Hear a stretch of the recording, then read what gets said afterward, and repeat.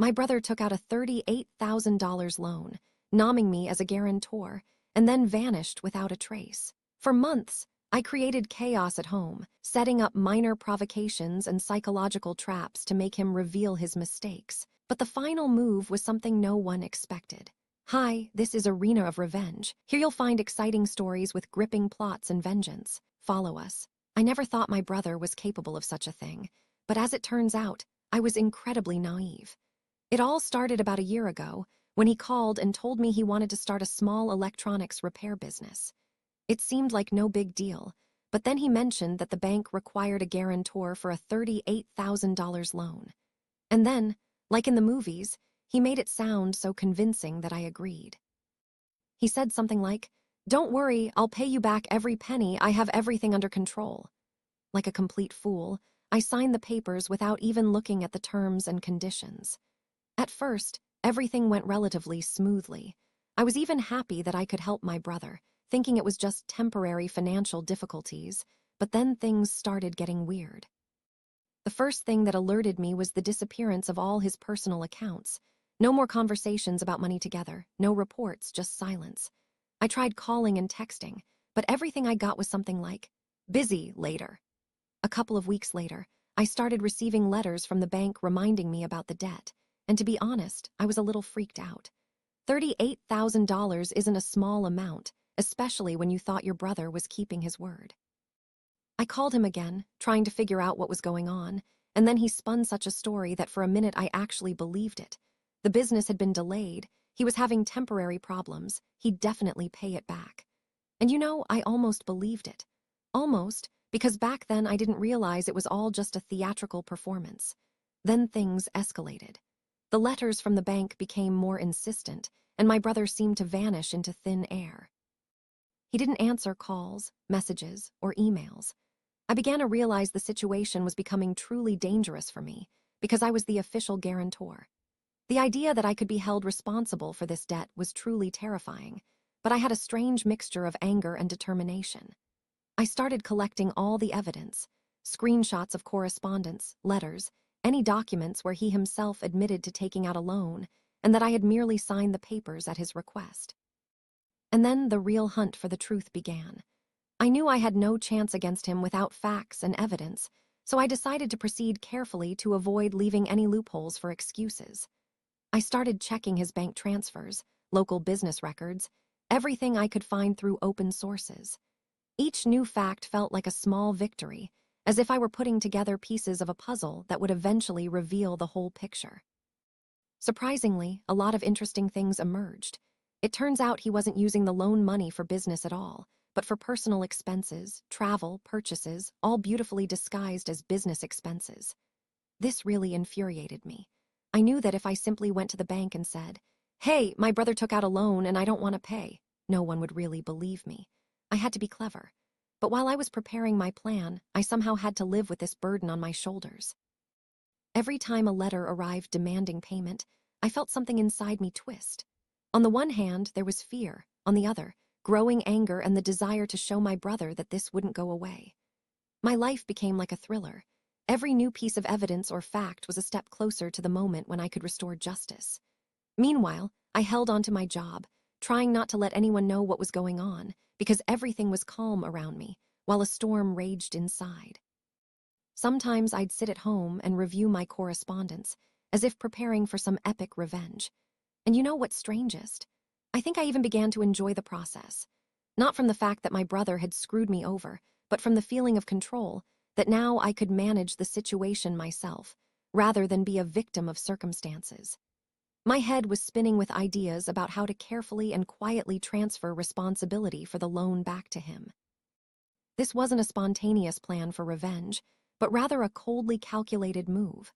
I understood that every step had to be carefully planned to deny him even the slightest chance of escape. At first, I started with small steps, gathering financial reports, checking his expense history, searching for any documents that could prove the money wasn't spent on business. Every piece of evidence I found gave me a sense of confidence that I was on the right track. At the same time, to avoid anyone thinking I was simply the evil brother, I proceeded with extreme caution. I collected information in a way that looked like a routine document check, as if I was simply interested in the business I'd helped organize. Meanwhile, internally, I was preparing for the moment when I could make my move. This period stretched on for months, and with each passing day, my resolve only grew stronger. I even started joking with myself about the situation. You thought it was just $38,000, but it's the start of an epic family battle. It seemed funny, but at the same time, it was terrifying, because I knew my brother was completely calm at that moment, thinking he'd duped me, while in reality, I was just hoarding my arguments. I had a feeling that at some point, this whole charade he'd staged would come crashing down, and then there would be no chance of escaping responsibility. I continued collecting evidence and planning my steps, knowing that if I delayed, the debt could come back to haunt me. And then, just when it seemed I was almost at the finish line, a letter from the bank arrived with another demand for loan repayment. At that moment, I realized it was time to act, but not yet completely. First, I needed to make sure I had a complete set of evidence to make my revenge plan ironclad. I realized this wasn't just a financial game, but a personal revenge for betrayal, and I felt something clicking inside, ready to explode at the right moment. Every day, reviewing documents and correspondence, I saw the plan, step by step, becoming reality. I literally began to follow my brother, his actions, his every move like a spy, only in family drama mode. It seemed ridiculous, but at some point this became my way of coping with the feeling of betrayal and the fear of losing money. And at that moment, I realized that everything that was happening wasn't just a coincidence, but a chance to show my brother that playing with me wasn't so easy. A single scenario swirled in my head, evidence plus evidence plus evidence, and then the debt would return to him on its own, quietly and without scandal. I was ready to wait as long as it took for this moment to arrive, and every day brought that day closer when justice would prevail. After I realized my brother had simply vanished, and his story about temporary difficulties was pure illusion, I decided to act quietly but systematically. First, I started accidentally showing up at places he might be: coffee shops, electronics stores, the gym, and as luck would have it, I almost always bumped into him there. At first, it seemed random, but over time, it became almost comedic. I'd watch him blush when he met me at the checkout, pretending not to notice, while I, with the most naive expression, continued asking about trivial things like, "Hey, have you paid that weird bill yet?" Or, "Listen, the bank sent me a letter, did you know?" He'd start shaking his head, muttering hastily, and that was funny in itself, because you could tell something was turning over inside, and I was just pretending to be an ordinary brother who casually inquired about trivial things. At the same time, I managed to slip random, forgotten receipts and old letters he'd left behind into conversations with mutual friends, jokingly tossing them in plain sight as if they were just funny little pieces of paper. People didn't react much, but it was enough for me. Every time someone said, "Wow, what's that?" or "Did you see that?" my brother would get nervous. It felt like the pressure was building, and it was damn funny. Sometimes I'd deliberately create small, chaotic situations. I'd accidentally forget my folder of documents on his desk, with figures and bills barely visible, leaving them in plain sight for mutual friends to ask questions like, "So, have you paid that loan yet or what?" and watch him blush, trying to explain something vaguely. Each such episode was a small victory, and the number of awkward encounters snowballed. I also started using couriers and small deliveries as tools of chaos. Sometimes a package would arrive at his address, but the delivery person would make a mistake and leave it with me with a joking comment. "I don't think it's yours, but since it's here." Imagine how he'd react to a midday call from the courier asking, "Are you sure this is the address?" All his nervousness was on display, and I'd just stand there pretending not to understand. At work, too, odd occurrences began to crop up. Colleagues would casually mention payments, and I'd tell him about my sufferings with the bank, creating a gentle social pressure. He'd start to twitch every time he heard my accidental mentions. With each passing day, I realized more and more that small provocations were working. I even started joking with myself about all these coincidences, as if I were the protagonist of some chaotic sitcom. Every call, every meeting turned into a mini-scene where he'd be nervous, and I'd maintain an innocent facade. There was one particularly comical situation at an electronics store. He was trying to buy a new router, and I'd suddenly appeared, looking like a complete idiot who accidentally asks about credit and cards, and he'd start squirming, whispering something about work and deadlines, clearly not expecting such a meeting. It all looked like I was just messing around, but in reality, every little detail was laying the foundation for my future plan for revenge. In the evening, I'd return home and review all my observations, jotting down funny details. How he'd cough while trying to avoid looking at me, how he'd blush when friends asked about bills, how he'd accidentally forget important documents in plain sight. A complete list of little details formed in my head, ones I could exploit later when the time came. I'd deliberately given him small chances to improve, but he'd always missed them, and this only strengthened my sense of control. Once, I staged a small provocation at a family dinner. I placed a folder of papers next to me so everyone could see it briefly, and quietly discussed difficulties with the bank with my parents, playing the topic off as a joke. My brother instantly tensed up and tried to playfully deflect the topic, but everyone noticed his tension. My parents, unaware of the full significance, laughed and pretended it was just a funny situation. I, however, understood that every glance from them was another blow to his confidence.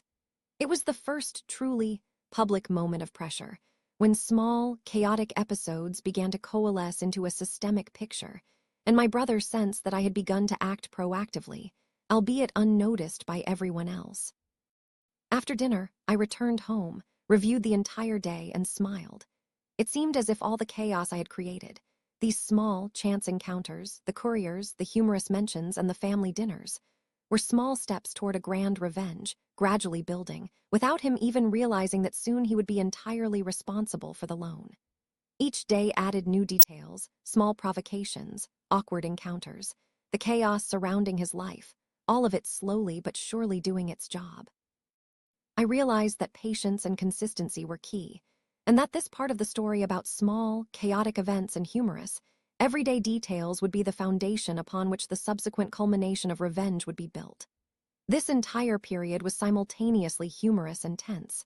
On the outside, ordinary life, coffee shops, work, friends, families, while on the inside, secret preparation, chaos, and control of the situation. I knew the big move was still to come, but these small episodes created a domino effect. Every awkward encounter, every casual question, every small piece of paper made my brother nervous and felt a responsibility he was trying to ignore. It was a real game, and I was already enjoying the process, knowing that when the time came, the debt would return to him in full, and I would stand aside, calmly watching everything unfold according to plan. After spending several months on minor provocations and chaos, it seemed like everything was moving too slowly, but that was precisely what made the effect stronger. I began using family events as an arena for small but tangible blows to his nerves. It all started with an ordinary Sunday dinner at my parents'. I arrived with the appearance of a completely calm and naive brother who accidentally leafs through documents and asks his parents about some bills, pretending not to understand anything. My brother blushed from the start, tried to deflect the conversation, and offered half jokes, but every time I brought up the bank, his shoulders would shake and his eyes would seek my parents' support. My parents laughed, thinking it was just a funny situation, but inside I was delighted that every little comment worked like a precise strike. A week later, I had a family dinner with my aunt and uncle, whom I hadn't seen in a while. I was once again the center of attention, discussing everyday trivialities, casually mentioning the bank sending letters and how those $38,000 were arriving so strangely, to which my brother shook his head and glanced nervously at his wife, who was already slightly perplexed. I even pretended to be confused by the whole situation myself, asking my uncle, "What would you do in my place?" and watched as my brother blushed and tried to humorously change the subject. Each such small incident created a sense of pressure, but without overt conflict, a purely mundane, everyday chaos that, before his eyes, was turning into nervous stress. My next step was to use joint trips to stores and restaurants. It seemed like a normal, everyday routine, but I played with it in such a way that my brother constantly found himself in awkward situations. At the cafe, I would accidentally mention bills and letters, and the waiter would bring his order a little late, adding to the comical effect. At the store, I would joke about purchases that apparently he paid on a bill I don't know, and watch him start to fidget and apologize to the clerks as if it were his fault, while I watched with an air of complete innocence. At work and among mutual friends, I continued the gentle social pressure. I would talk about difficulties with the bank, comically exaggerating my own suffering, not directly accusing my brother, but making it clear to anyone who heard that there was some underlying conflict.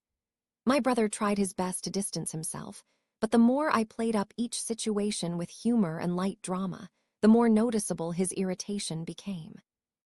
I especially loved watching him try to joke and turn the topic into a joke, while those around him subconsciously noticed the tension. Every mention of the account, every word about the bank, every awkward encounter created a snowball effect. One day, I organized a short family outing to the park where we were supposed to have a picnic. I knew in advance that my brother would be helping the kids down the slides and running after them, while I accidentally started discussing the strange way the bank letters were arriving, dropping phrases like, "I think someone's mixing up the accounts. I only signed as a guarantor." He coughed, trying to evade the matter. His wife laughed, but it was clear he was worried inside and wanted to disappear. And it all seemed completely natural and casual. No one but me realized it was part of the plan. I even deliberately took his phone away for a while so he wouldn't accidentally get distracted and urgently text the bank. Instead, he simply ran around the park and tried to maintain his normal daily routine, while I, with maximum naivety, continued talking about the bank and the random letters. The effect was both comical and tense. I could see how every step, every word weighed on him, while he tried to maintain his composure. A couple of days later, I arranged another chance encounter at the supermarket. He was choosing groceries, and I ran up to him with a playful question. "Have you checked the letters from the bank yet?" And watched as he blushed, turned away, and tried to pretend he hadn't heard. I continued to add small, chaotic moments. Couriers bringing random letters, neighbors asking, "Listen, have you paid that bill?" Everything seemed random, but in fact, it was carefully staged to create a continuous social and domestic pressure. Each episode was done with humor, with a touch of irony, with everyday details. How he fusses with the groceries, how the children pull him in different directions, how I slightly intervened and joked, pretending to just live my life. As these moments accumulated, they created a sense of chaos and emotional exhaustion in my brother. He began to doubt his actions and lose control of his nerves, while I calmly continued to observe his every move, joyfully capturing the details that would later become part of his grand plan for revenge. Inside me, it was like a game, funny, chaotic, nerve-wracking, but absolutely real. I understood that at this stage, the goal wasn't to immediately transfer the debt, but to build a foundation of pressure, to bring him to a state where he already felt responsible, but didn't yet understand what was happening. Every family holiday, every shared outing, every everyday situation, it was a brick in the foundation of the future culmination of revenge. I watched his confidence gradually fade, his everyday life descend into chaos against the backdrop of a hidden strategy, and it gave me a feeling of complete control. And although on the surface it all looked like the life of an ordinary American family, on the inside everything was carefully planned. Small provocations, social awkwardness, chance encounters, jokes, and comments, all working toward one goal: to pave the way for the main move, when the debt would finally be repaid to him, and I would stand aside, watching everything unfold perfectly. After I had raised his nervous tension to a certain level through small public provocations, I realized it was time to bring the chaos directly into his home, to a place where he felt in control, but where I could subtly manipulate the situation and create a feeling of constant confusion. It all started with small details: letters from the bank, receipts that he thought he had already put away suddenly appearing in plain sight. Packages that arrived, by mistake, addressed to him would end up on the table or the couch, and every time he saw them, his face would change slightly. His eyes would dart around, his shoulders would shake, and I would smile reservedly, pretending it was just an accident. At first, he tried to ignore them and put everything away in his drawers and cabinets, but every time he thought he was tidying up, I would accidentally appear with a new detail. Another piece of paper, another small mistake, a minor household disaster that made him nervous. The simplest example was the bag of groceries that I accidentally left on the kitchen table next to letters from the bank. He would try to carefully transfer it to the refrigerator, but then something accidentally fell to the floor, and I would quietly watch him struggle to cope, while the children watched with interest to see why Dad was so nervous. The next element of chaos was the household appliances. The multi-cooker, the thermos, the coffee machine, all of these things sometimes failed, and I'd humorously comment that it looks like the appliances are trying to sabotage us a little. And he'd get nervous and rush to fix the situation, all the while maintaining the appearance of being in control, which was even more comical. Couriers also played a role. Packages would sometimes arrive with errors. The delivery person would call and say they weren't sure where to leave them, and I'd try to sort it out with an air of complete innocence, jokingly exchanging words with him about invisible bureaucracy. And my brother would visibly blush, trying to save face in front of everyone else. I also introduced a touch of social pressure. A neighbor or acquaintances would come over briefly, and I'd casually mention letters and bank problems so that my brother would hear, but no one else would realize it was intentional. His nervousness grew visibly, and I continued to act like a normal brother, simply trying to help or accidentally noticing a problem. The next step was the morning scenes. He'd open his mail, see unexpected receipts, try to figure out which ones were for what, while I'd accidentally be standing nearby, asking naive questions like, "Hey, are you sure you paid that bill?" And watch him fidget, lose his composure, try to put the paper away or explain the situation. In the evening, the situation repeated itself. Letters in prominent places, packages, couriers, household trifles that created the illusion of chaos and minor disasters, all accompanied by my jokes, comments, and a touch of irony. Each day became a new episode of this chaos, and I carefully recorded his reactions. How he twitched, how he tried to fix everything, how he blushed when someone accidentally asked about these documents, how his wife and children looked at him with mild bewilderment. Gradually, even simple household tasks, making coffee, feeding the kids, packing for work, turned into tiny stressful episodes where he lost control of his usual routine, and I watched as if it were a scene in life's comedy. One day, I deliberately left several bank letters on the table during family dinner, next to his plate, and pretended to accidentally open the envelope, became intrigued by the documents, and began discussing, what a strange way to send bills. His reaction was instantaneous. His eyes widened, his lips pursed. He tried to discreetly remove the papers, but I continued to watch how this small chaos worked to his advantage. Every time he tried to restore order, something else would happen. The kettle would stop working, the door would jam, the courier would call with yet another strange question. All of these seemed like mundane accidents, but inside him, a growing sense of pressure was building, which I was deliberately creating. Over time, I began using longer chains of chaos. Letters and parcels in the morning, household trifles during the day, a family dinner in the evening with unexpected papers on the table, while friends or neighbors would briefly drop by and accidentally mention payment problems. My brother would blush and try to humorously deflect the topic, but each episode left its emotional mark, building up tension that was almost physically palpable. I loved watching ordinary life devolve into a series of comical and awkward moments, where he gradually lost control, while I maintained an air of complete innocence, occasionally commenting on the situation with a touch of irony, adding to the chaos without violating the realism. I even made special notes, how he fidgeted in his chair, how the children ran nearby and accidentally tossed papers, how the couriers rang and caused mild confusion. All of it added up to a picture of utter chaos that looked accidental, but was meticulously planned. The following week, I staged another scene with an unexpected visit from a neighbor who dropped by briefly and casually mentioned bills. My brother responded nervously, blushing, while I, looking like a complete idiot, nodded along and discussed everyday trivialities, watching his nervousness grow. Each new day brought new trivialities. Letters, packages, household problems, chance encounters, and comments, and it all added up to one big chain of chaos, where he felt pressure and responsibility, but had not yet guessed at the final revenge. I understood that he was now mentally prepared for the next phase. the key moment of revenge was already near, and I continued to enjoy the process, watching how my brother's ordinary life transformed into a comical, nervous, and chaotic sequence of events, where every detail worked toward the final denouement.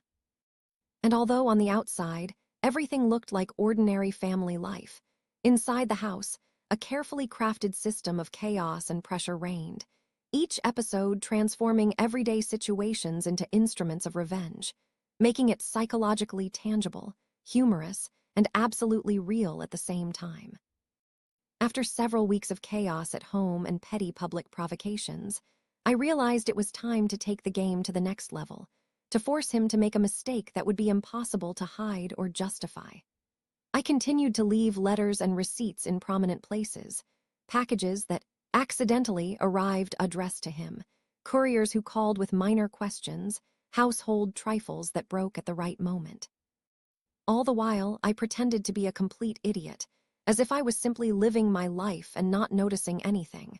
But inside, I was already counting his every nervous tick, every eye movement, and every little thing that betrayed his growing tension.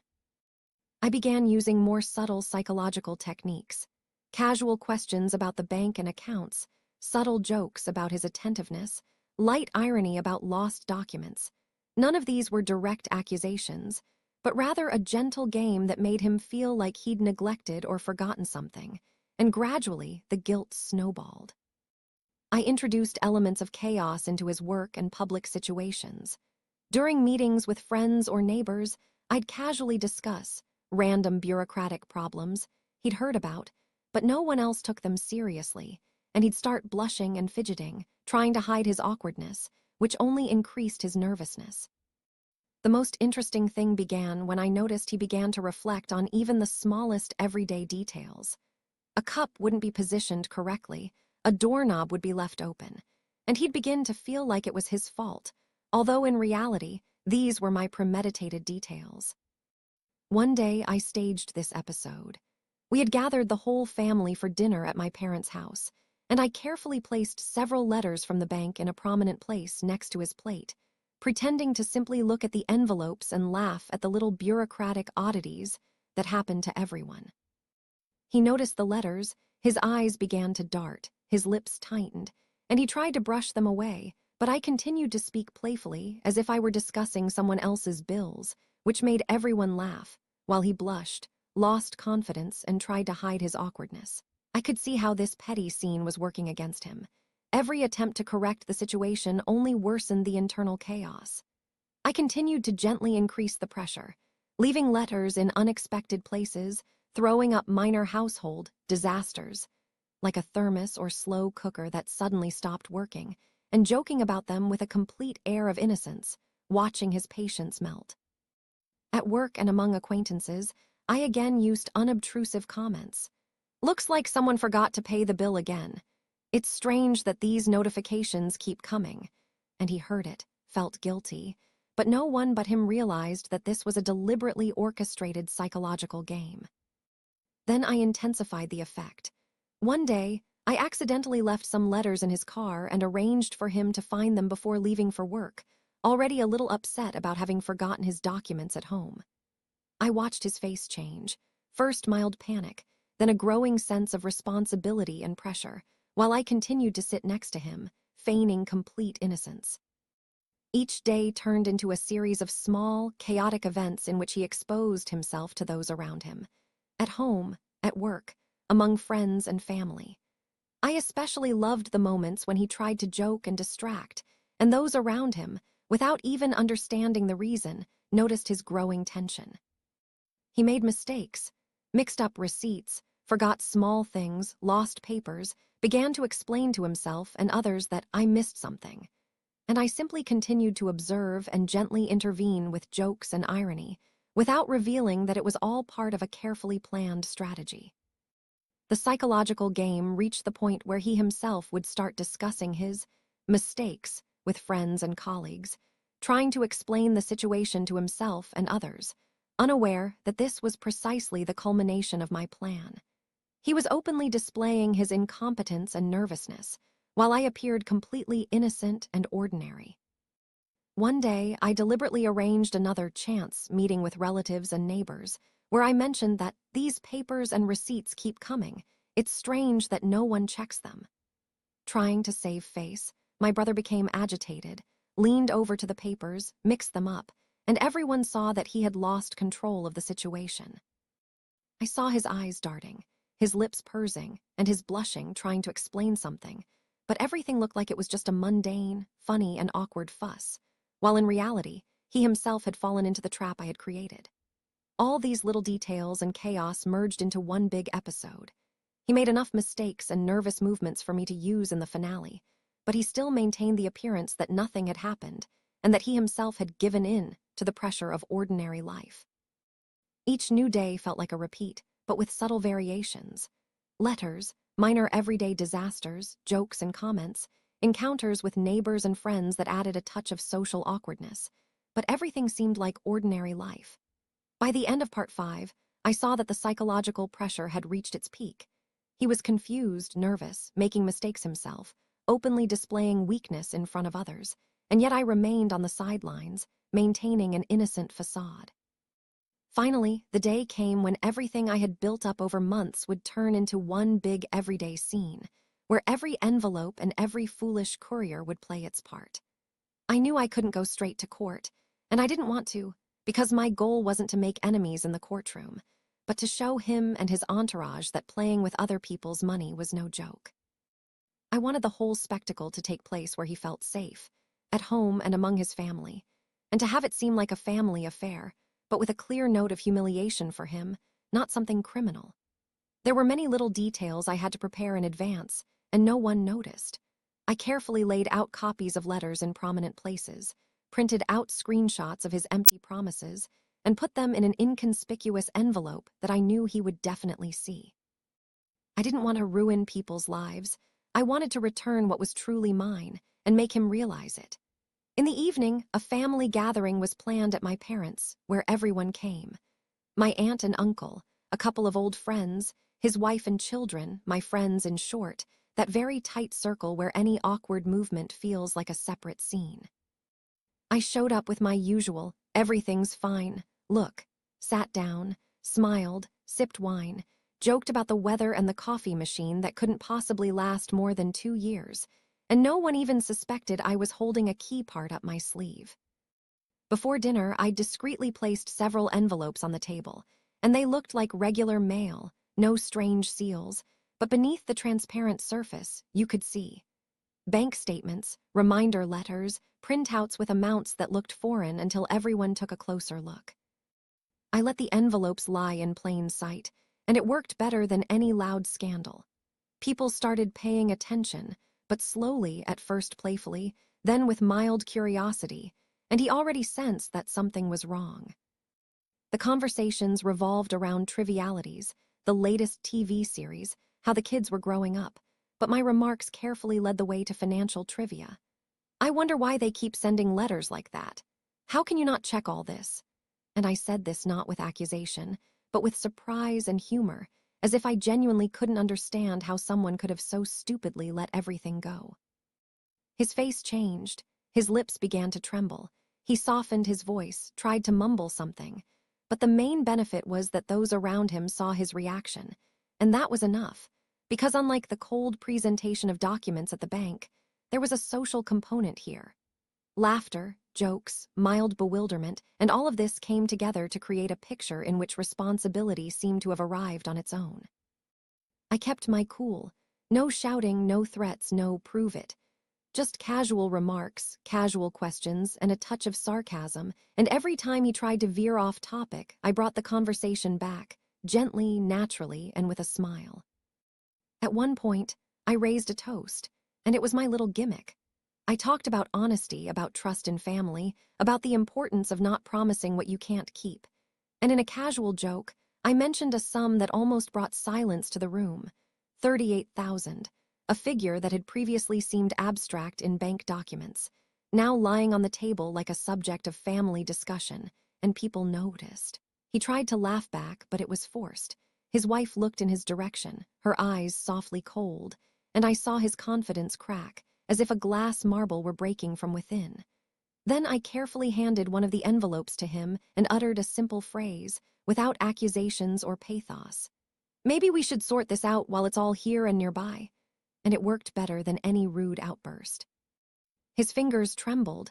He realized that all these months of petty provocations, jokes, lost letters, and awkward moments had now led to the issue being made public, not in the legal sense, but in the everyday sense, in front of people he respected, and with whom he shared a home. He tried to explain himself. He tried to talk about temporary difficulties, about bad times. He tried to blame circumstances, but the more he talked, the funnier it looked. People who had previously perceived him as reliable began to wince, ask questions, and I saw how those small situations I had created, forgotten letters, couriers, parcels, a broken multi-cooker at the right moment, crashed on him like a wave that he could not cope with. Some acquaintances began to wonder who paid this or that bill and why no one had intervened earlier. One of his old friends quietly asked again, like, "Did you really vouch for it?" And his answers already sounded a little incoherent, because at that moment there were not many good words in his head. I had not done anything criminal, and I had not ruined people's lives. I simply collected the fruits of his own carelessness and carefully displayed them in a setting where everyone felt, yes, this is inconvenient, yes, this is wrong, and yes, this is his responsibility. When the guests left and my aunt and uncle left, we were left with his parents and wife, and the conversation became even more pointed. I didn't press, simply carefully laid out the facts, as if discussing the weather, but in the end, he himself admitted that he had made mistakes, and that, as a guarantor, this fell on me no less than on him. It was this admission that was key, not a far-fetched accusation, but his own words, spoken by people he respected. I said a few simple phrases about trust being more than a piece of paper, and that promises must be kept, and that it was not so much justice that dominated this, but social justice. He didn't cry or beg, but his eyes showed weariness and awareness. I felt a strange cocktail of satisfaction and fatigue swirl within me. Revenge had succeeded, but it had not tasted as sweet as I had imagined in the first days of resentment. There was more calm, almost academic, as if I had regained my lost balance. The next morning, the calls started coming in, not from a debt collector, not from the police, but from people who wanted to talk, support, or simply find out the details. Some of the conversations were piercingly honest. My parents were asking how we were going to resolve this. My brother's wife was saying she didn't know the whole picture, and I offered genuine help, gently, without cynicism. Pay off the debt, restructure it, restore the family balance, but under new terms and with the clear understanding that trust wouldn't be restored in a couple of days. I didn't want to destroy the family. I wanted him to feel the value of his decisions and learn to respect those who trusted him. In the following weeks, he began to behave differently. He looked me in the eye more closely, blushed at the word debt, and actually worked harder. Several times, I had to restrain myself from the pleasant feeling of, well, it worked. Because inside, my brother was still there, and it was important to me that this didn't turn into hatred. We agreed on a plan, how he would pay, what steps he would take, and I felt satisfied that the revenge had been carried out without destruction, but with a lesson. People around the neighborhood discussed that family scene for a couple of months, and sometimes someone would tease me behind my back, saying, "What a cunning plan." But I would just smirk and say that sometimes a piece of paper is more important than a shirt, and that made everyone laugh. Deep down, I knew I had done the right thing. I hadn't punched him in the face, hadn't made a public scandal, and hadn't ruined his career, but I had brought justice, albeit a mundane and a little bit stinging.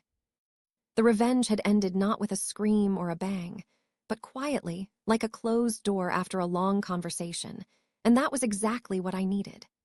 I went to bed with a heavy but pure feeling, knowing that the story was closed, at least for me, because what lay ahead was life, which would teach and heal in its own way.